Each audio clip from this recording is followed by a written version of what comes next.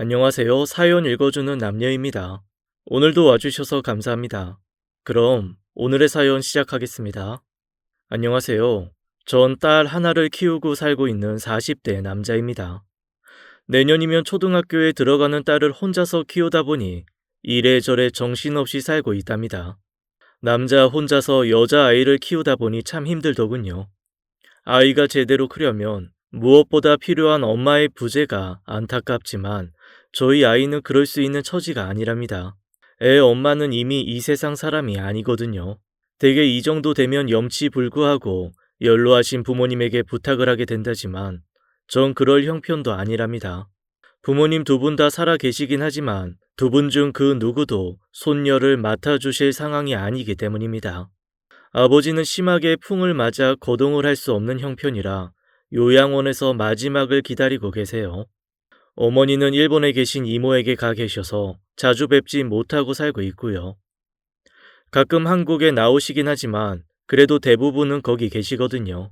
말 그대로 독박 육아를 해야 하는 상황인 거죠. 힘들기는 하지만 그래도 딸을 위해 사는 지금이 아주 불행하기만 한 건 아닙니다.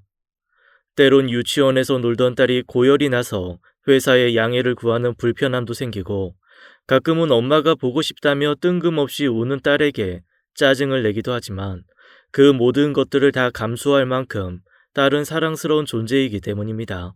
육아라고는 아무것도 모르는 상황에서 덜컥 딸을 데려와서 고생하던 시절에 비하면 지금은 나름 능숙한 아빠이니 한결 여유도 생겼고요. 다만 제대로 된 케어를 받지 못하고 자라는 딸에 대한 미안함만은 어쩔 수가 없네요. 그럴수록 더 노력을 해야겠죠. 엄마에게서 받지 못하는 사랑까지 줄 수 있는 아빠가 되어야 한다는 뜻입니다. 애엄마랑 그렇게 약속을 했거든요. 이젠 다시 볼 수 없는 그녀, 은지가 문득 그리워지는 날입니다. 처음 그녀를 만나던 날이 떠오르네요. 제가 은지를 만난 건 정말 우연한 계기를 통해서였답니다. 회사를 퇴근하고 집으로 돌아가는 길이었어요. 저희 집으로 가는 지름길은 동네 사람들만 아는 그런 길이었답니다. 좁고 속도를 낼 수 없는 길이긴 해도 큰 길을 통하는 것보다 훨씬 더 시간을 줄일 수 있는 코스거든요. 게다가 아는 사람도 많지 않아 여유롭게 지날 수 있는 길이기도 합니다. 근데 그날은 웬일인지 길이 시작되고 얼마 지나지 않아서부터 막혀 있더군요. 처음에는 여유를 갖고 기다렸지만 몇 분이 지나도록 앞차가 움직일 생각을 하지 않더라고요. 결국 약간의 짜증과 함께 운전석을 벗어났습니다. 무슨 일인가 싶어 앞으로 걸어가 보니 차 한 대가 길 중간에 뻗어 있더군요. 핸드폰을 들고 전화를 하는 폼새를 보니 보험사에 연락을 취하는 모양 같았어요. 그 뒤로 이어진 차들의 운전자들은 이미 짜증이 가득 찬 얼굴이었고요. 덕분에 고장차의 운전자가 안절부절 못하더군요. 사람들 참 그렇대요. 길이 좁긴 해도 고장난 차를 조금만 밀어 옆으로 붙이면 충분히 통과할 수 있음에도 바로 뒷차 운전자는 그냥 차에 앉아 짜증만 부리고 있지 뭡니까? 보험사가 언제 올지 모르는 상황에서 마냥 기다릴 수만은 없었습니다. 결국 제가 나섰지요. 차가 문제인가 보네요. 네? 아, 네. 갑자기 시동이 안 걸렸어요. 죄송해요, 저 때문에. 아닙니다. 차가 고장이 난걸요. 제가 잠시만 봐도 될까요? 느닷없는 호의가 좀 불편했을지도 모르는데 그 운전자가 순순히 제 말을 들어주더군요. 그만큼 당황했다는 뜻이었을 겁니다. 대충 보니 시동 개통의 전기장치 문제인 것 같았어요. 제가 당시 타이어 회사에 다닐 때였거든요. 조금 다른 분야긴 하지만 어릴 때부터 차에 관심이 많았던 탓에 전혀 문외한은 아니었으니까요. 그래도 제가 손볼 수 있는 건 아닌 게 확실했답니다. 그렇다면 할 수 있는 건 하나밖에 없었어요. 보험사 올 때까지 기다리다간 저분들 우라통이 터질 것 같네요. 일단 차에 타실래요? 기어는 중립에 놓고 핸들 잡으세요. 제가 뒤에서 밀 테니 최대한 옆으로 차를 옮겨 놓아보자고요. 결국 운전자는 제 말대로 따랐고 덕분에 뒷차들이 하나씩 통과할 수 있었습니다. 저도 집으로 가야 할 시간이었고요. 제가 차로 향하는 그때였습니다. 저기요. 네, 감사합니다. 아이 감사는요. 별거 아닐 거예요. 그래도 주기적으로 차량 점검은 받으시는 게 좋아요. 오늘이야 큰일 없었지만 고속도로 같은 데서 이런 일 생기면 정말 위험하거든요. 아이 그럼 안녕히 가세요. 무언가를 바라고 한 행동이 아니었으니 그대로 길을 가는 게 맞았습니다. 근데 그 운전자는 그게 아니었나 보더라고요. 저기요, 그대로 가실 거예요? 뭐 더 필요하신 거라도 있으세요? 아니, 그게 아니고 제가 너무 신세를 졌잖아요. 운전자가 전화번호를 달라더라고요. 도움을 받았는데 그냥 보내는 건 예의가 아니라면서요. 사실 그때까진 아무 생각이 없었답니다. 30이란 나이 때문에 부모님이 여자친구도 없냐며 은근히 눈총을 주시긴 했지만 결혼이 급한 나이도 아니었고 무엇보다 제가 하는 일이 너무 재밌었거든요. 연이은 사건들로 인해 결국 회사를 떠나야 했지만 사실 전 대한민국 최고의 타이어 명인쯤을 꿈꾸던 그런 의욕 넘치는 직장인이었으니까요. 그 운전자가 바로 은지였습니다. 제게 전화번호를 가져간 은지가 며칠 후 연락을 해오면서 시작된 만남은 결국 연애로 이어졌답니다. 은지를 만나면서 알게 된 건데 그날 은지가 제게 한 행동은 평소 은지의 성향에 비춰보면 극히 이례적인 행동이었습니다. 저랑 동갑인 은지는 평소 남자에게 크게 관심도 없었고 무엇보다 남자의 대시 자체를 받아줄 생각조차 안 하던 소위 말하는 철벽녀 스타일이었거든요. 그런 여자가 단순히 호의를 베풀었다는 이유로 남자에게 먼저 연락처를 요구할 일은 아니었다는 뜻입니다. 연애가 이어지면서 은지의 성향을 파악하고 난 뒤 은지에게 그 이유를 물어봤답니다. 그때 자기 오기 전에 티는 안 냈는데 진짜 많이 당황했거든. 갑자기 시동이 꺼지더니 차가 꼼짝도 않는데 뒤로는 계속 차들이 들어왔으니까. 나도 운전하니까 알잖아. 사람들 기분이 어떨 거란 걸. 보험사는 금방 온다고 했지만 언제 올지도 모르는 상황이었고 그때 자기가 갑자기 오더니 이것저것 봐주더라고. 그것도 모자라 차를 옆으로 대라고 밀어주기까지 했잖아. 일단은 되게 고마웠어. 그래도 자기가 그걸 핑계로 밥 한 끼 사시죠? 이런 말을 하면 딱 거절할 생각이었거든? 근데 그러고 나더니 그냥 간다네. 전화번호를 물은 것도 아니고 그렇다고 딱히 생색을 내는 것도 아니었거든. 나보고 잘 가라고 그러고 성큼성큼 돌아가는데 갑자기 조바심이 막 나더라. 사실 나도 말하고 놀랐어. 내가 그럴 줄은 몰랐거든. 이제 괜찮으니 말해봐. 그거 자기 전략이었지? 전략 같은 소리 한다. 아니 진짜로 곤란해 보여서 도운 거야. 공경에 빠진 사람 보면 도우는 게 당연한 거 아닌가? 이것 봐, 이것 봐. 우리 회사 건물에 나 좋다고 따라다니는 남자들이 한둘이 아니거든? 내가 얼마나 매력적인데. 근데도 그런 날 보고도 아무 생각 없었다는 거잖아. 그런 여자를 왜 만나? 매력도 없는 여잔데. 흠? 참 여자란 동물은 알다가도 모르겠더군요. 급속히 삐진 은지를 달래려 가진 애를 썼답니다. 그럴 법했습니다. 은지는 애교랑은 담을 쌓은 여자면서 동시에 쿨한 성격의 끝판왕이었거든요. 그런 여자가 저에게 먼저 대시를 한 것도 모자라 제 사랑을 확인하겠다며 되지도 않는 애교를 부리니 어떻게 사랑하지 않을 수 있었겠습니까? 30살에 시작한 은지와의 연애는 그래서 더 행복한 것이었습니다. 그렇게 보통 사람들처럼 평범한 연애를 하고 무탈하게 결혼식을 올릴 수 있었다면 얼마나 좋았을까요? 지금 생각해봐도 그때가 제 인생 최고의 인연이었습니다. 어느 하나 모자랄 것 없던 시절이었어요. 회사에서 능력을 인정받아 제 꿈을 향해 거침없이 내달릴 수 있었고 은지와의 연애는 지친 일상에 새로운 활력을 넣어주는 일이었습니다. 부모님, 특히 아버지는 하시는 모든 일이 순조로워 재산 증식의 속도가 무서울 정도였고요. 은지는 그 사이 부모님께 인사를 드렸답니다. 은지를 본 부모님이 당연히 많이 좋아하셨죠. 성격 자체가 사근사근하진 않았지만 그래서 더 마음에 드신다더라고요. 조금씩 은지와의 미래에 결혼이라는 걸 끼워 넣던 시점이었습니다. 그러던 어느 날 갑자기 은지와의 연결이 끊어졌습니다. 제 전화면 채 신호가 가기 전에 받던 은지의 전화가 전원이 꺼졌다는 말로 절 거부했거든요. 거의 한 달을 그랬습니다. 언제나 내 곁에 있을 줄 알았던 은지가 사라지자 사는 게 너무 힘들어졌어요. 회사 사람들은 물론이고 부모님들도 제가 아픈 게 아니냐며 걱정을 하실 정도로 피폐해져 갔습니다. 오죽했으면 경찰에 신고를 다 했을까요? 그러나 경찰은 제 간절함을 외면했답니다. 결혼을 하지 않았으니 가족이 아니라면서 제 요청을 받아주지 않았거든요. 은지의 집 앞에서 밤새 기다린 적도 한두 번이 아니었습니다. 그러나 은지의 방에는 단 한 번도 불이 켜지지 않았습니다. 세상에서 증발해버린 것처럼 감쪽같이 사라진 은지가 나타난 건 한 달이 지날 무렵이었답니다. 무슨 일이야? 나 너 잘못된 줄 알고 얼마나 걱정했는 줄 알아? 돌아온 은지의 전화를 받고 바로 달려가서 본 은지를 잡고 울 듯 소리를 질렀습니다. 은지라고 제가 걱정한 걸 모르진 않았겠죠. 당장 제 얼굴이 그걸 말해주고 있었으니까요. 미안해. 얼굴이 이게 뭐야? 괜찮아. 너 이렇게 봤으니까. 넌 괜찮아? 도대체 무슨 일인데? 미안. 근데 지금은 아무것도 묻지 말아줘. 나중에 다 말할게. 진짜 나쁜 일인 건 아니지? 그럼 됐어. 이야기 안 해도 돼. 그래도 하나만 약속해줘. 다신 이런 일 없을 거라고. 그래, 그럴 거야. 다신 안 그럴게. 은지와 전 서로를 붙잡고 펑펑 울어야만 했습니다. 저야 기뻐서 운 거였지만 은지는 그게 아니었던 것도 모르고 울었답니다. 그때 이유를 물었어야 했습니다. 그랬다면 조금이라도 달라질 수 있었을 테니까요. 그러나 그러질 못했습니다. 은지가 돌아왔단 것만으로도 기뻤으니 다른 생각은 할 수 없었기 때문이었답니다.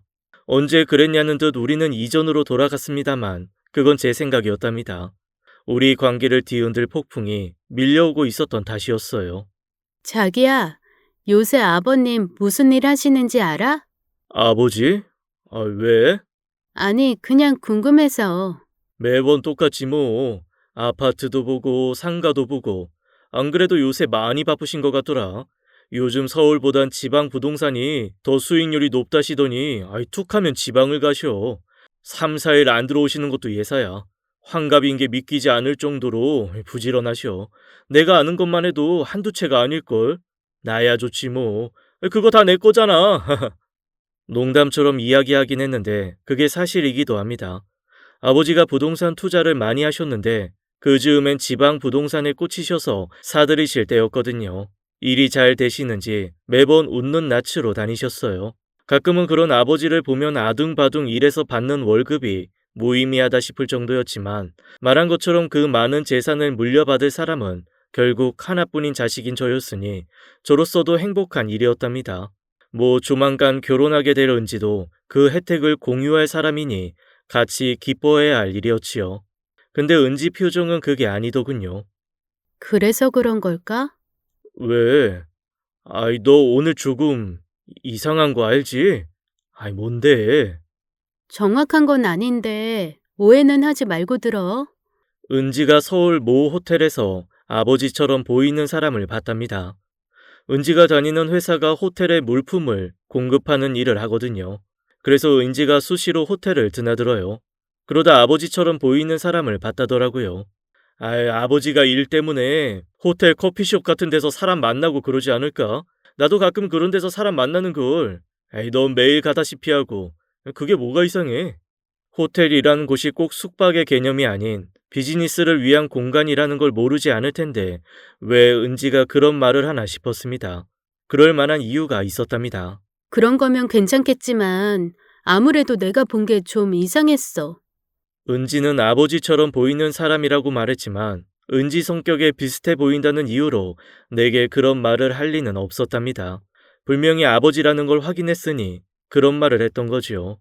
아버님 비슷한 그 사람 옆에 여자가 있었어.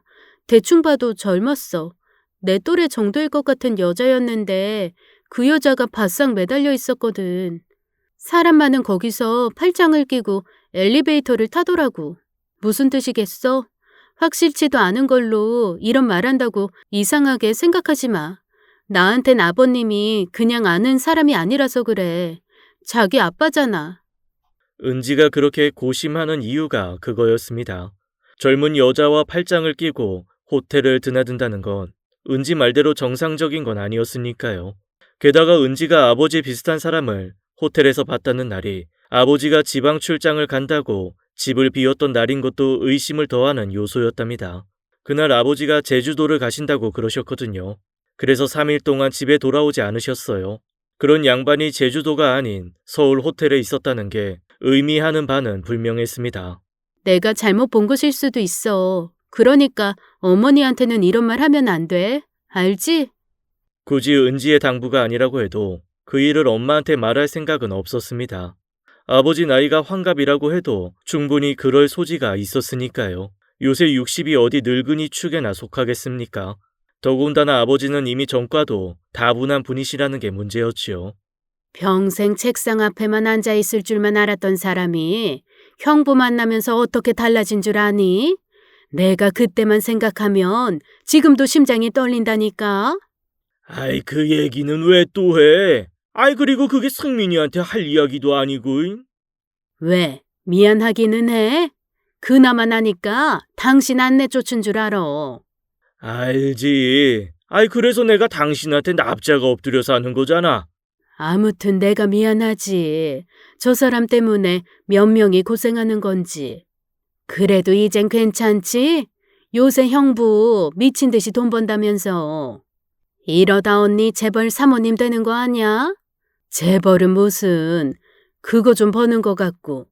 이번에도 상가 하나 사들였다면서. 도대체 넌 그런 이야기를 어디서 다 듣는 거야? 오사카에 있으면서 모르는 소리가 없어? 상가라고 해봐야 조그만 거야. 그리고 대출이 다고. 암튼 형부가 난 사람이긴 해. 아무것도 없던 사람이 이렇게 자리 잡은 거 보면. 게다가 이제 나이도 있으니 그런 사고도 안 칠 거고. 그렇긴 해도 안심할 수야 없지. 요새 저 사람 몸에 좋은 거 얼마나 챙겨 먹는 줄 알아? 나이 60이 금방인 사람이 하는 거 보면 40대 부럽지 않을 정도라니까. 그래? 그래서 언니가 이렇게 혈색이 좋은 건가? 얼마나 사랑받으면. 난 생과부인데. 아이, 생가부는 무슨? 아이, 좀 그만해. 애복이 창피하다. 승민이도 다 컸는데 뭐. 그리고 꼭 서방 없어야 과부인가? 서방이 재구실 안 하면 그게 과부지. 일본에서 사시는 이모는 오실 때마다 옛날 이야기 끄집어내고는 주변을 화기애애하게 만드시는 분이었답니다. 아마 제가 저희 가족 일에 대해 아는 것 대부분이 이모 입을 통해서 나온 걸 거예요. 그 정도로 기억력도 좋고 말빨도 좋으시거든요. 그 중에서 가장 흥미진진한 건 역시 아버지와 관련된 이야기였습니다. 아버지가 젊은 시절 진짜 한량 그 자체셨대요. 그나마 지금은 돈이나 있으니 한량 노름을 버린다 해도 이해라도 한다지만 아버지가 제 나이 즈음에는 진짜 땡전 한 푼 가진 게 없으셨대요. 물려받은 것도 없는 사람이 남 밑에서 일하는 걸 그렇게 못 견뎌 하신 때문이랍니다. 가장으로선 불합격이었단 거죠. 덕분에 엄마가 갓난쟁이던 저를 데리고 공장에 가서 일을 하셔야 했답니다. 까마득한 옛날 이야기긴 하지만 그래도 그 얘기가 나오면 아버지가 슬그머니 화장실로 도망가시는 걸 보면 진짜 고생이 심하시긴 하셨나 보더라고요. 물론 그것도 힘든 부분이었지만 진짜 힘든 부분은 그게 아니었답니다. 이모가 말씀하신 것처럼 돈도 없는 주제에 한량 일합시고 온갖 여자를 만나고 다니셨던 게 엄마를 진짜 괴롭힌 일이었다고 하시대요. 상상이 잘 안 되긴 했어요. 아버지가 외모만 놓고 보면 크게 내세울 게 없으시거든요. 그런데다 돈까지 없었으니 여자가 따를 것 같지 않다는 생각이 들었으니까요. 그런데 안 그랬답니다. 진짜 여자가 한둘이 아니었대요. 오죽하면 이모부가 아버지 따라다니면서 여자들과 놀기까지 하셨을까요? 이모부는 자타가 공인하는 모범생의 엘리트인 분이시거든요. 외무고시를 통과하고 평생 외교관으로 해외를 떠도신 분이니까요. 이모와 결혼하기 전까지 제대로 여자를 만나본 적도 없던 분이 동서이던 아버지를 만나서 여자 문제로 꽤나 속을 썩이셨다 하더라고요. 그게 다 아버지 때문이라는 게 이모의 말씀이셨어요. 겨우 아버지 따라다닌 걸로도 이혼한 애 만의 소리를 들으신 거죠. 그럼 아버지는 도대체 어느 정도였을지 말 안 해도 알 정도였을 겁니다. 새삼 엄마가 대단하다 싶더군요. 진짜 내가 저놈 아니었으면 10번은 더 갈라섰을걸. 돈 벌어올 생각은 안 하고 매일 여자질에 정신을 팔고 산 사람을 뭐가 좋다고 안 버리고 산 건지. 그래서 이렇게 됐잖아. 나 처음부터 형부가 크게 될 줄 알았다니까. 자기 돈 한 푼 없이 투자 사업 성공하고 그걸 기반으로 부동산 사업까지 성공한 사람이 몇 명이나 될까? 얘가 침이나 바르고 그래라. 너 기억 안 나? 소환 아빠가 네 형부 따라다니다 늦바람 들었을 때 나보고 그랬잖아. 언니는 하필이면 저런 남자 만나서 이 고생을 하냐면서 당장 갈라서라 그런 거. 내가? 나 그런 적 없어. 그러면서 막 웃으시고 나셨어요. 그러시던 분이 아버지이신 거였답니다. 그러니 나이가 들었다고 마냥 여자 문제에서 자유로울 거라고 생각할 수 없는 분이셨어요. 더군다나 예전과 달리 돈도 많이 가지고 계시니 마음만 먹으면 바람을 못 피울 것도 아니란 게 더 걸렸답니다. 이미 말씀드린 것처럼 은지가 설핏 본 착각 정도로 그런 말 할 친구가 아니거든요. 분명히 호텔에서 본 그 사람은 아버지가 맞을 거였답니다. 그러니 어렵게라도 그 이야기를 제게 했던 거였고요. 아버지의 바람을 어느 정도 인지하기는 했지만 그렇다고 엄마에게 그 사실을 알릴 수는 없었답니다. 그 일이 불러올 파장이 어떤 건지를 모르지 않았던 탓이었습니다. 엄마 성격에 그런 걸 알고도 가만 계실 분이 아니셨거든요.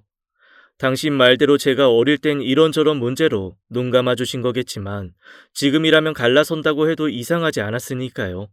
아니 할 말로 돈도 있고 자식도 다 컸는데 뭐가 아쉬워서 바람 피운 남편을 용서하겠습니까? 그래서 알고도 눈 감으려 애썼나 봅니다. 엄마한테는 정말 죄송한 일이었지만 자식 입장에서 보면 멀쩡하게 잘 사시는 부모님이 싸울 빌미를 제공하고 싶지 않았기 때문이었어요.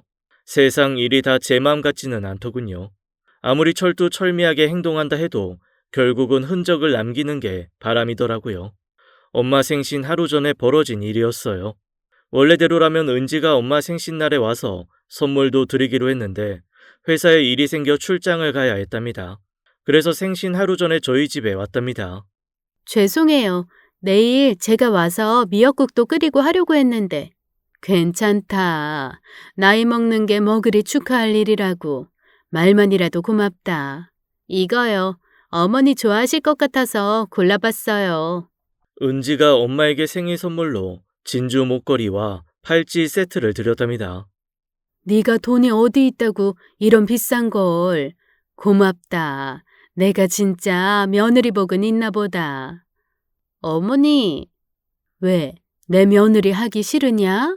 그건 아니지만 아버님은요? 온 김에 아버님 뵙고 갈까 했는데 요새도 많이 바쁘신가 봐요. 모르겠다. 맨날 부산이니 경주니 다닌다고 나도 얼굴 보기 힘들어. 그래도 오늘은 올 거야. 아까 너 온다고 그랬더니 늦지 않게 들어온댔는데. 그런 이야기를 하는데 아버지가 들어오셨답니다. 손을 흔들며 인사를 하시는 아버지를 맞이한 은지가 아버지 양복을 받아들인다며 쪼르르 가대요. 며느리 될 아이의 애교에 아버지가 큰 웃음을 터뜨리셨답니다. 그걸로 끝났으면 정말 즐거운 생일 파티가 됐을 겁니다. 은지가 무심코 뱉어낸 그 말만 아니었다면요. 아버님, 이거 뭐예요? 매운 거 드셨어요? 근데 어떻게 드셨길래 고추장이 셔츠 뒷깃에 다 묻어요? 아버지가 흠칫 하시더라고요. 그걸 놓치지 않은 엄마가 더 대단했던 걸까요? 무슨 말이니? 고추장이 왜 그런 데 묻겠니? 잘못 본 거 아니야? 보자. 엄마가 확인을 위해 아버지에게 다가서는 순간 아버지가 취한 동작이 문제였어요. 잘못을 감추려고 절대로 안 보여주려는 듯하는 사람의 동작이었거든요. 가볍게 넘어갈 수 있는 일이었는데 아버지가 그러시니 오히려 더 의심을 불러일으킨 거였답니다. 가만히 있어봐요. 진짜 이상하네. 결국 엄마가 그걸 눈으로 보고 손으로 문지르기까지 하셨어요. 이거 뭐야? 이거 립스틱이잖아. 이런 걸 왜 묻히고 다녀? 당신 설마. 아니야. 이 립스틱이 거기 왜 묻겠어? 설령 그게 립스틱이라고 해도 어디선가 부딪힌 거겠지. 내가 그럴 리가 없잖아. 아버지의 구구절절 변명이 이어졌지만 변명이 먹힐 상황이 아니었어요. 누군가가 일부러 묻히지 않는 이상 그곳에 립스틱이 우연히 묻을 수는 없는 자리였거든요. 설상가상 일부러 시간을 맞춘 것처럼 울리는 메시지, 알림음이 연달아 터졌답니다. 한 번도 아니고 네댓 번 연이어 울렸으니 시선을 끌지 않을 수 없었죠. 은지가 받아든 아버지의 재킷 주머니에 있던 핸드폰을 꺼내 은지가 제게 넘겼어요. 일부러 보려 한 건 아니었지만 액정으로 뜬 내용이 저를 놀라게 하긴 충분한 거였어요.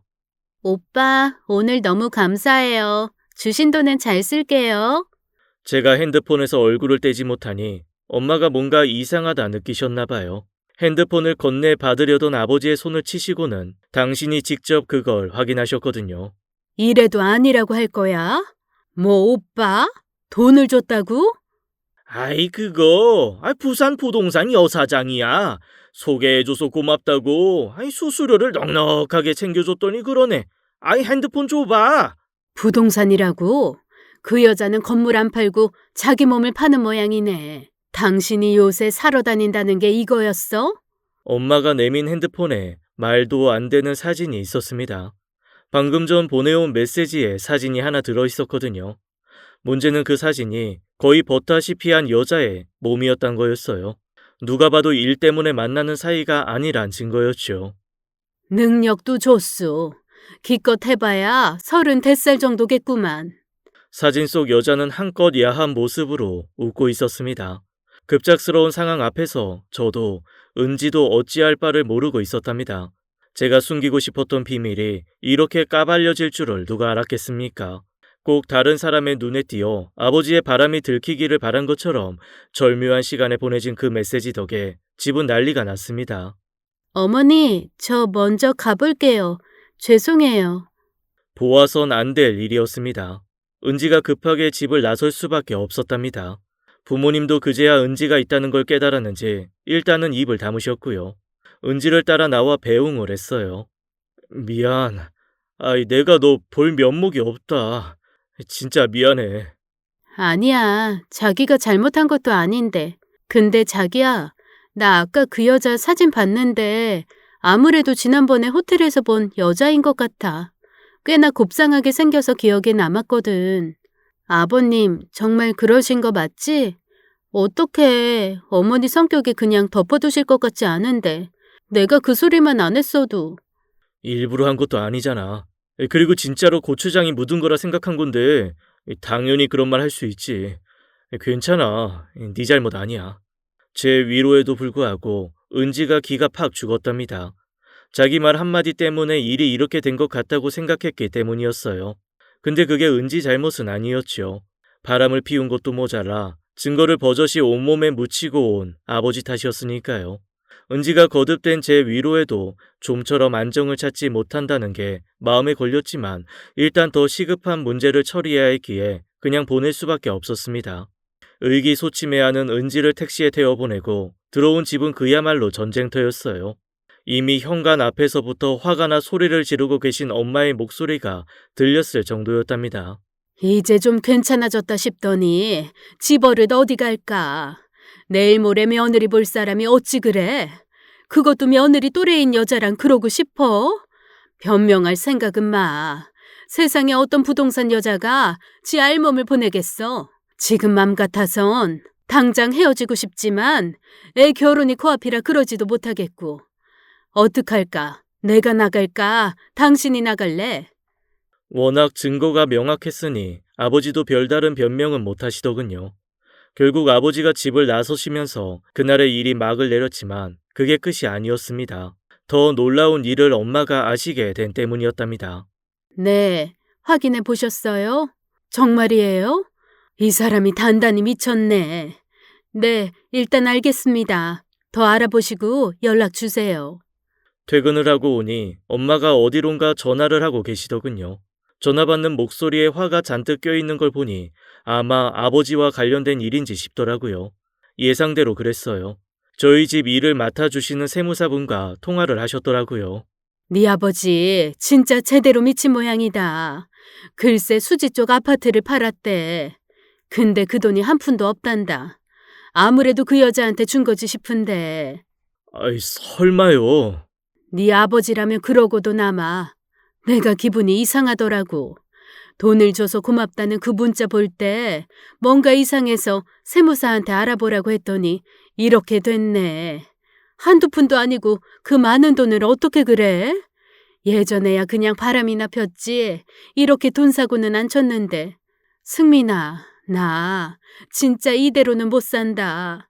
내가 이 나이에 무슨 영화를 누리겠다고.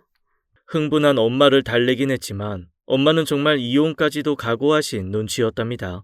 단순한 바람으로도 모자라 수억 대의 돈까지 건넬 정도면 단단히 그 여자한테 빠진 게 분명하다는 게 엄마의 생각이셨어요. 그런 사람과 어떻게 더 살겠냐시는데 제가 말릴 수가 없더라고요. 결국 두 분은 이혼 소송마저도 불사하겠다는 엄마의 의지에 따라 이혼을 하시게 되었어요. 아버지 잘못이 큰지라 재산의 대부분이 엄마 앞으로 넘어가게 되었고요. 아버지가 자기 잘못을 아니 그렇게 해서라도 엄마의 마음을 누그러뜨릴 의도셨거든요. 그러고도 아버지는 정신을 못 차리셨어요. 그 여자랑 함께 살겠다고 하셨거든요. 물론 저한테 그 말씀을 하신 건 아니지만 아버지 지인분 하나가 그러시더라고요. 아마 그게 제일 컸던 것 같아요. 엄마가 끝끝내 이혼을 원하신 이유 말입니다. 내가 너랑 은지 보기가 창피해서 여기서 못 살겠다. 당분간 엄마는 이모한테 가 있으련다. 마음 좀 진정되면 그때 올게. 은지한테는 잘 말해주렴. 집은 엄마 명의니까 네가 그대로 살면 돼. 네 아버지는 그 여자한테 가겠다니 잘 먹고 잘 살라고 그래줬다. 끝까지 정신을 안 차리는구나. 아휴. 그렇게 엄마는 이모가 계시는 오사카로 가셨답니다. 환갑이 넘으신 두 분이 이런 식의 파국을 맞이한다는 게 여전히 믿기지 않았지만 이미 일은 벌어진 뒤였답니다. 그 힘든 시절을 함께 하신 분들조차 피할 수 없었던 참혹한 결말이 안쓰러웠지만 그건 어쩔 수 없는 운명 같은 거라고 생각했답니다. 제가 어렸다면 몰라도 이젠 저도 어엿한 성인이었고 무엇보다 이번 일을 교훈 삼아 전 아버지처럼 살지 않겠다고 마음을 다잡는 계기로 삼기도 했거든요. 그래서 은지한테도 그런 이야기를 했고요. 부부 일은 모른다지만 자식인 나도 놀랍긴 해. 진짜 누가 각본을 쓴 것처럼 연달아 일이 터지는 건 아마도 두 분의 연이 여기까지인 거란 뜻이겠지. 아버지가 잘못을 한 거니 누구 책임도 아니지만 미안해. 이런 모습 보여줘서. 아니야. 자기가 잘못한 것도 아닌데. 두 분의 이혼 이후 은지는 저만큼이나 가라앉은 모습을 보였습니다. 아무래도 곧 가족이 되었을 사람들에게서 일어난 불행이니 그렇게 느낀 것 같았어요. 그게 더 고마웠답니다. 이런 모습을 보고도 여전히 저를 사랑해주는 친구였으니까요. 그래서 더 잘할 거라고 생각했어요. 나 분명히 말하는데 내 평생 여자는 너 하나야. 아버지를 보니 알겠더라고. 이 여자 저 여자 밝힌 사람의 최후가 어떤 건지. 난 그런 식으로는 절대로 살지 않을 거야. 무엇보다 너 아닌 딴 여자를 사랑할 수 있을 것 같지도 않고 우리 예정대로 조만간 결혼하자. 그래줄 거지? 특별한 대답을 원한 건 아니었습니다. 정식으로 청혼을 한 건 아니었지만 이미 은지와 전 결혼을 결심한 상태였거든요. 다만 부모님 일로 조금 시기가 미뤄진 거였습니다. 저도 저지만 은지 역시 이번 일로 받은 충격이 적지 않은 것 같아 서두르는 게 바람직하지 않다고 생각한 이유도 있었고요. 실제로 은지는 두 분의 이혼 이후 적잖이 힘들어했지만 저를 생각해서인지 더더욱 제게 잘하는 모습을 보여주었답니다. 마음 같아선 거추장스럽게 결혼식 따위는 생략하고 같이 살고 싶기도 했거든요. 그런데 그것조차 불가능하게 되었습니다. 발단은 아버지의 발병이었어요. 어디시라고요? 119에서 절 왜요? 네, 제가 윤승민이에요. 네? 뭐라고요? 네, 바로 가겠습니다. 아버지는 이혼 이후 오피스텔 하나를 얻어 혼자 나가서 사셨어요. 제가 집에서 계셔도 된다고 했지만 그건 아닌 것 같다시면서요. 저 보기가 너무 창피하다는 이유였답니다. 아버지가 원했던 상간녀와의 동거는 물 건너갔거든요. 상간녀는 아버지가 이혼하기 무섭게 자취를 감췄다 그러더라고요. 그 이야기를 처음 듣고 좀 놀랐어요.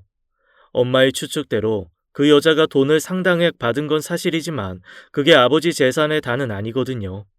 이혼 후 엄마가 재산 대부분을 가져가긴 했지만 그래도 아버지 앞에 남겨진 재산이 없었던 것도 아니고요. 그래서 전 그 상간녀가 아버지와 살 거라 생각했어요. 남은 재산도 다 뽑아 먹으려면 그럴 거라 생각했던 거지요. 아버지 재산을 훔쳐가는 도둑인 걸 뻔히 알면서도 그냥 보고만 있는 게 자식된 도리는 아니겠지만 그조차도 아버지가 치러야 할 대가라고 생각했어요. 말은 안 했지만 저도 아버지한테 실망한 게 많았던 때문입니다. 그런데 제 예상과는 달리 상간녀는 하늘로 꺼진 것처럼 사라지고 말았답니다. 아버지가 충격을 많이 받으셨나 보더라고요. 엄마와 아들을 버리다시피 하면서 한 이혼이 결국은 그 여자와 살기 위한 거였는데 그 여자는 그런 자기를 헌신짝처럼 버렸으니 그럴 법도 하겠다 싶더군요. 솔직히 이해는 잘 안 갔지만 그렇게 된 건 사실입니다. 상간녀가 도망가고 난 이후 아버지는 많이 힘드셨던 것 같아요. 가끔 술에 취한 목소리로 제게 전화를 하시고는 미안하다는 말만 하시고는 끊기도 하셨거든요. 지금 와서 그런 말이 무슨 의미가 있을까 싶지만 그래도 아들이지 않습니까? 아버지가 힘들어 하시는 모습을 보는 게 좋은 일일 수는 없는 거였습니다. 그래도 이렇게까지 힘들어 하실 줄은 몰랐습니다. 그 여자가 증발한 이후 술로 고통을 이기시던 아버지가 급작스럽게 풍을 맞으셨습니다. 오피스텔에 혼자 계신 상태여서 그러셨으니 누가 발견이나 했겠습니까? 그나마 다행인 건 아버지 친구분이 전화를 안 받으신다며 찾아갔던 게 아버지의 목숨을 건지는 결과로 이어진 거였습니다. 소식을 들은 엄마가 바로 귀국을 하셨답니다.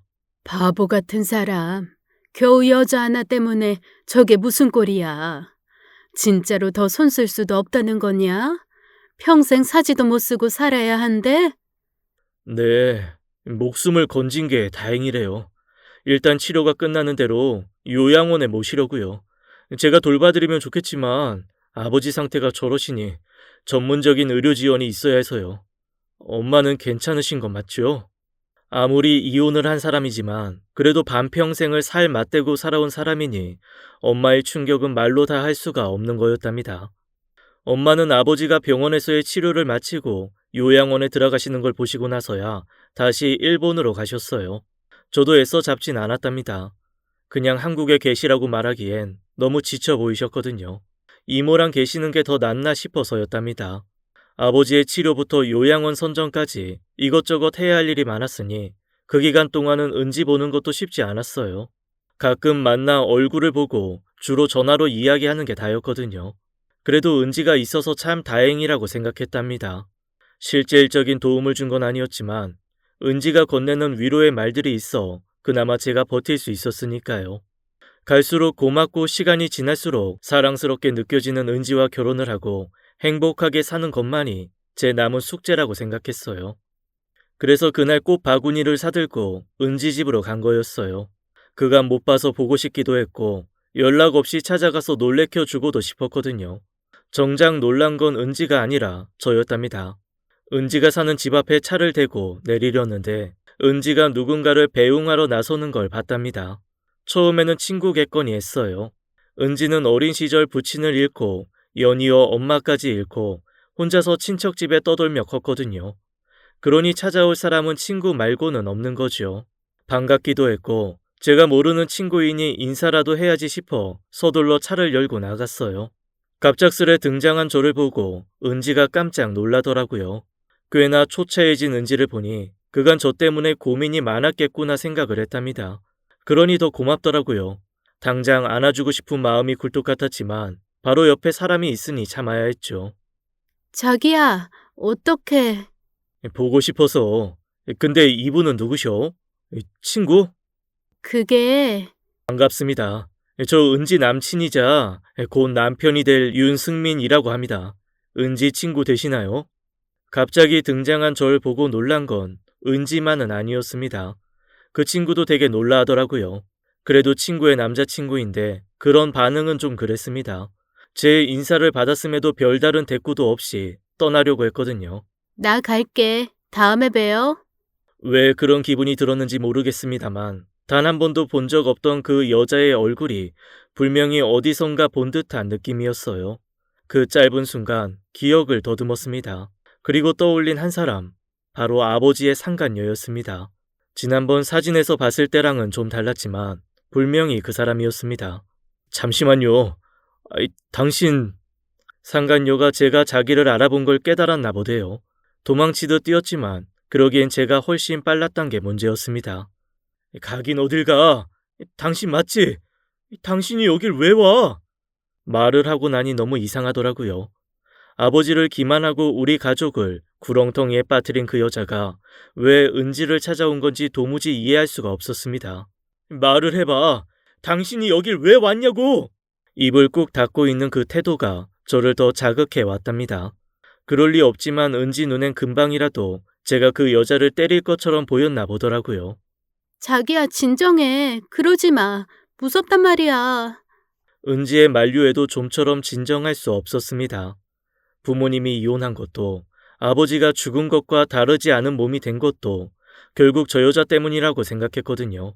그래서 난 됐지만 끝까지 입을 다무는 모습이 너무 가증스러웠습니다. 저도 모르게 그 여자를 확 밀쳤어요. 분노한 남자의 손길이었으니 그 힘이 얼마나 셌겠습니까? 그 여자가 바닥에 넘어져 뒹굴듯 벽에 부딪히더라고요. 언니! 비명처럼 내뱉어진 은지의 말은 언니였습니다. 그리고는 바로 그 여자에게 달려가 몸을 부축하더군요. 제가 잘못 들은 건 줄 알았습니다. 어떻게 아버지의 상간녀를 언니라고 부를 수 있는 걸까 싶었기 때문이었어요. 잘못 들은 게 아니었습니다. 언니 괜찮아? 일어나 봐. 언니 좀. 충격이 컸던 탓인지 쉽게 일어나지 못하는 그 여자를 보며 은지가 울다시피 말을 뱉더군요. 무슨 사이인지는 몰라도 가까운 사이라는 건 알 수 있는 몸짓이었습니다. 언니라니? 너 지금 무슨 말을 하는 거야? 그 여자, 아버지 홀린 그 여자라고. 근데 언니라니? 동네 사람들이 다 들을 만큼 커다란 목소리였습니다. 실제로 그 목소리에 놀란 몇몇 집의 창문이 열렸거든요. 여러 사람들이 우리를 주목하자 결국 은지가 나와 그 여자를 데리고 집으로 들어와야만 했습니다. 뭐라고 말을 좀 해봐. 저 여자가 왜 여기 있는 건데? 아니지. 네가 왜 저 여자를 언니라고 부르는 건데? 아는 사람이야? 은지도 그 여자도 쉽게 입을 열지 못하더군요. 계속 다그치자 결국 은지가 입을 열었습니다. 친언니야, 이 사람. 귀를 의심하는 말이었습니다. 우리 아버지와 붙어먹은 그 상간녀가 자신의 친언니라고 말하는 은지를 보며 머릿속이 하얗게 변했습니다. 자기야, 내 말 좀 들어봐. 그럴 수밖에 없었어. 자기한테 너무 미안하지만 언니랑 내가 그럴 수밖에 없는 이유가 있었어. 제발 내 말 좀 들어줘. 듣긴 뭘 듣습니까? 은지는 처음부터 알았던 거였습니다.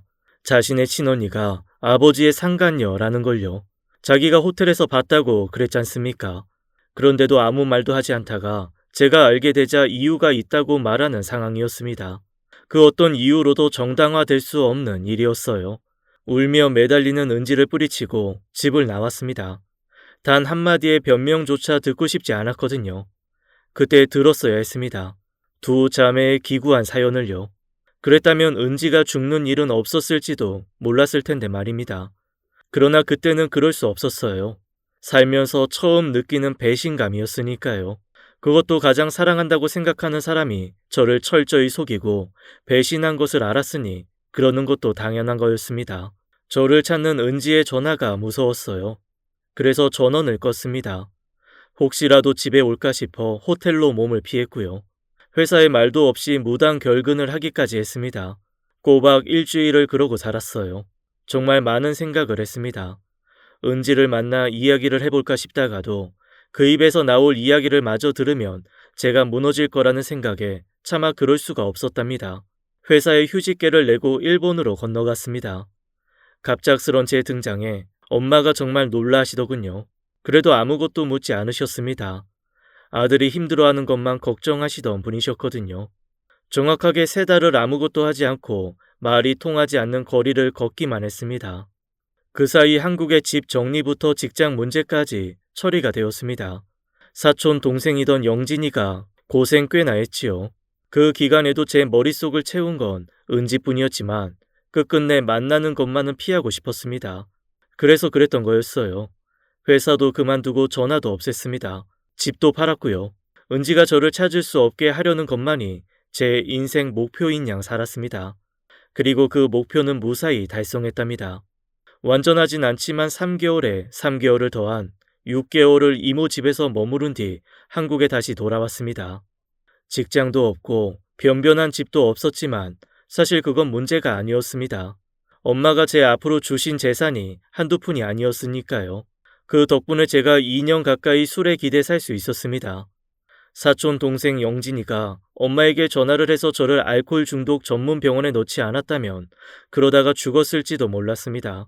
엄마는 미치광이가 되다시피 한 저를 보고 우셨지만 전 사실 그게 더 좋았습니다. 술에 정신을 빼앗기고 나면 더 이상 은지 생각 따위는 들지 않았으니까요. 그래서 맨 정신인 게 너무 힘들었습니다. 정신이 맑아지면 기다렸다는 듯 은지 생각이 났으니까요.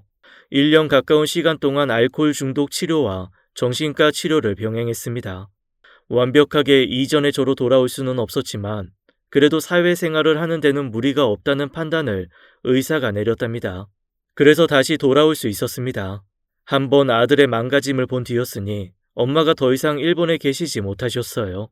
집을 구해 아들과 함께 사시겠노라고 그러셨답니다. 죄송스러웠지만 그래 주기를 바랬어요. 당장은 치료 효과가 있어 버틸 테지만 언제 다시 제가 술의 힘에 기댈지 모른다는 공포가 컸던 때문입니다. 이모, 다음 주부터 형 우리 가게에서 일 좀 시키려고요. 요새 사람 구하기도 힘들고 형도 저러고 있는 것보다 일하는 게 더 나을 것 같기도 해서요. 괜찮겠죠? 그렇게 전 거의 3년 만에 일이라는 걸 하게 되었답니다. 영진이는 죽집이랑 커피 전문점을 운영하고 있었어요. 저를 쓰겠다는 매점은 죽 전문점이었고요. 아무것도 모르는 제가 주로 할 일은 매장 관리였지만 가끔씩은 배달도 했답니다. 배달은 주로 배달 전문 기사들을 통해 이루어졌지만 직접 전화로 주문하시는 분들도 적지 않았거든요. 용진이가 운영하는 죽집이 병원 근처다 보니 아무래도 아프신 환자들 중 노령이신 분들이 그런 식으로 주문을 해오셨기 때문입니다. 맛있게 드세요. 주문받은 죽을 건네고 병실을 나오던 때였습니다. 이어폰을 꽂고 걸어가는데 누가 제 어깨를 잡더군요. 무심코 돌아본 그 순간 잊었던 악몽이 다시 고개를 들었답니다. 승민 씨? 승민 씨 맞죠? 그 여자였습니다. 은지의 언니라던 그 여자요. 절대로 만나고 싶지 않았던 그 여자를 만난 거였습니다. 귀신이라도 보면 이런 기분일까 싶었습니다. 한시라도 빨리 벗어나고 싶었습니다만 그럴 수 없었답니다. 제발이요. 한 번만, 딱 한 번만 얘기 들어줘요. 누구세요? 저 그쪽 모릅니다. 괜히 사람 잡아놓지 마세요. 다시 발걸음을 떼려 했는데 그럴 수가 없었습니다. 그녀가 무릎을 꿇고 제게 애원한 때문이었습니다. 한 번만요. 제발요. 결국 그녀의 손에 이끌려 한 병실로 갔습니다. 그리고 그곳에서 절대로 보지 말아야 할 것을 보았답니다. 은지야, 일어나봐. 승민 씨 왔어. 제 기억 속 그녀와는 전혀 매치되지 않는 몰골을 한 그 사람이 은지라더군요. 뼈 위에 거적만 씌워놓은 모습의 그 사람이 은지라더군요. 말도 안 되는 소리였습니다. 은지가 얼마나 예쁜데요. 승민 씨? 그 몸에서도 눈물이 나온다는 게 신기할 정도였습니다. 정말로 은지였습니다. 언니, 나 좀... 은지가 일으켜 달라더군요. 이제는 자신의 힘으론 몸조차 세울 수 없게 되어버렸더군요. 은지의 자궁에 자리 잡은 암이 머리까지 뚫고 들어간 때문이었습니다. 말하는 것조차 버거워하던 은지가 제 손을 잡는 순간 너무 무서웠습니다. 금방이라도 그 손에서 힘이 빠져나갈 것 같았거든요. 그럼 두 번 다시 보지 못하게 된다는 뜻일 테고요. 다행히 은지는 제 손을 놓지 않았답니다. 그래도 말은 할 수 없었습니다. 할 말은 많지만 그조차도 힘에 부친 때문이었죠. 은지 대신 이야기를 한 사람은 은지의 언니였습니다. 우리가 밉겠죠. 그럴 거라고 생각해요. 난 미워해도 좋지만 은지한테는 그러지 말아줘요. 승민 씨 사라지고 은지가 얼마나 힘들었는데요. 내 이야기만 들어줘요. 그리고 은지에게 괜찮다고 말해주면 좋겠어요. 그렇게 시작된 언니의 말은 제가 은지를 불쌍히 여길 수밖에 없도록 해주었답니다. 나 10살 때 엄마가 돌아가셨어요. 4년 전 돌아가신 아빠만큼, 아빠보다 더 사랑했다고 믿었던 남자 때문에요. 그 남자가 엄마 재산을 다 가져갔거든요. 처음부터 그 이후로 엄마한테 접근한 걸 알고 엄마가 더는 못 견디고 우리 자매를 남기고 가셨어요. 흔하디 흔한 신세 한탄인 줄 알았습니다. 이야기가 시작될 때부터 눈물 짓던 은지를 보면서도 그랬답니다. 근데 이야기가 길어지면서 은지가 왜 우는지 알 수 있었어요. 은지 엄마가 꽤 많은 재산을 남편에게서 물려받았답니다. 그래서 사업을 준비했는데 그 과정에서 한 남자를 알게 되었대요. 자신보다 3살 어린 그 남자는 총각이었답니다. 처음엔 그럴 생각이 아니었는데 헌신적으로 자신을 돕는 그 남자에게 어느 순간 빠지셨대요. 그래서 모든 걸 믿고 그 남자에게 맡겼는데 그 남자가 재산 전부를 들고 가버렸다는 이야기였습니다. 흔한 제비 이야기였지요. 문제는 그 제비가 바로 내 아버지였다는 겁니다. 은지 데리고 고아원에서 멸시받을 때마다 그 사람 사진을 봤어요. 언젠가 될지 모르지만 꼭 엄마 복수를 할 거라고 되뇌이는 것만이 제가 살아갈 이유였어요. 그래서 어느 정도 준비가 되었을 때 그 사람을 찾아 나섰어요. 아는 거라곤 달랑 사진 속 그 얼굴뿐이었지만 흥신소를 통해서 마침내 찾아냈어요. 그 사람 엄청나게 부자가 되어 있더군요. 그거 아세요? 그 사람 죄송해요. 아버지일 텐데 이렇게 불러서. 아버지가 젊은 시절 투자 사업으로 모았던 종잣돈이 은지 엄마에게서 훔쳐간 그 돈이었답니다. 믿기지 않았지만 그녀가 내놓은 사진을 보니 안 믿을 수가 없더군요. 은지와 언니, 그리고 은지 엄마와 젊은 시절에 아버지가 함께 찍힌 사진이 증거였어요. 은지는 몰랐어요. 내가 복수를 위해 의도적으로 접근하고 나서야 은지가 승민 씨랑 사귀고 있는 걸 알았으니까요. 은지가 울면서 절 말렸어요. 그 사람이 미운 건 사실이지만 그렇게 복수를 하고 나면 자기가 승민 씨 옆에 있을 수 없다고요.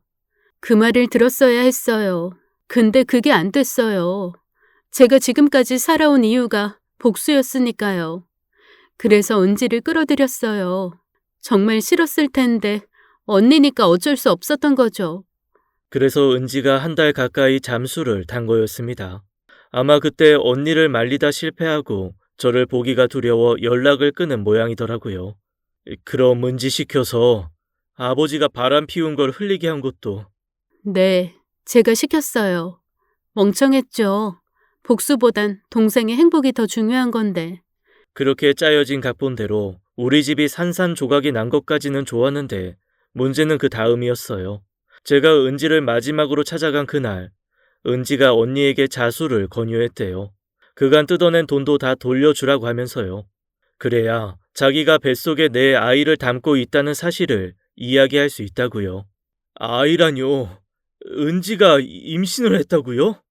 네, 승은이에요. 승민 씨의 승자와 은지의 은자를 따서 지은 이름이에요. 승은이요? 아이, 그럼 낳았다는 말인가요? 네, 나았어요. 지금은 제가 돌보고 있고요. 은지 몸이 저렇게 나빠진 게 그것 때문이기도 해요. 은지가 임신 후 괴로워하다 언니를 설득하려는 와중에 제가 아무 연락도 없이 잠적하고 나서 몸이 많이 안 좋아졌다고 했어요. 단순히 마음이 괴로워서 그런 거라 생각했지만 이미 뱃속에 아이와 함께 암덩어리가 자란 때문이었답니다. 산부인과 체크 중에 자궁에서 이상한 증상을 확인하고 의사가 큰 병원으로 가라고 했답니다. 이 대학 병원에서 검사한 결과 자궁암이었다고 했대요. 아직 2기 정도였대요. 희망적인 상황은 아니지만 그래도 수술받고 항암하면 기대해 볼 수 있었다고 말하더군요. 그러려면 아이를 포기해야 했지만 은지는 그건 절대로 안 된다고 했답니다. 그나마 의학이 발달해 임신 중에도 치료가 불가능했던 건 아니지만 한계가 있었다더군요. 아이를 상하지 않고 하는 치료니 효과도 미미했고요. 그렇게 시간이 지나는 통에 급속도로 암이 자란 거였어요. 바보같이 애가 뭐라고? 네가 살아야지. 애는 다음에 또 가지면 되지. 또 가질 수가 없잖아. 자기가 그랬지? 자기한테 여자는 나 하나뿐이라고. 나도 그래. 나한테 남자는 자기뿐인걸. 그런데 그 사람이 사라졌어. 회사도 관두고 집에도 없었어. 전화는 꺼져 있기만 하고. 인정하기 싫었지만 내겐 하나뿐인 그 남자는 2번 다시 내 앞에 나타나지 않을지도 모른다고 생각했어. 그 말은 내가 아이를 포기하면 2번 다시 아이를 가질 수 없다는 뜻이잖아. 아이가 중요한 것도 맞지만 끝까지 포기할 수 없었던 건 그 아이가 당신 아이였기 때문이야. 그래서 포기할 수 없었어. 당신을 닮은 아이, 당신의 아이, 그 아이를 포기하면 당신을 영영 포기하는 일이 될 테니까. 내가 뭐라고? 나 때문에 네가 이렇게 됐는데 내가 뭐라고? 울지 않을 수 없었습니다. 바보같이 우는 내 얼굴을 어루만지는 앙상한 그 손에선 체온조차 느껴지지 않았습니다. 정말로 은지가 제 곁을 떠날 순간이 멀지 않았다는 뜻이었습니다. 그만 울어. 나 진짜 소원 다 이뤘다. 내가 그랬거든. 우리 승은이 자기 닮게 해달라고. 그리고 우리 셋이 나란히 앉아서 이야기하게 해달라고. 언니, 나 퇴원할래. 안 된다고 하지 마. 우리 집으로 가자.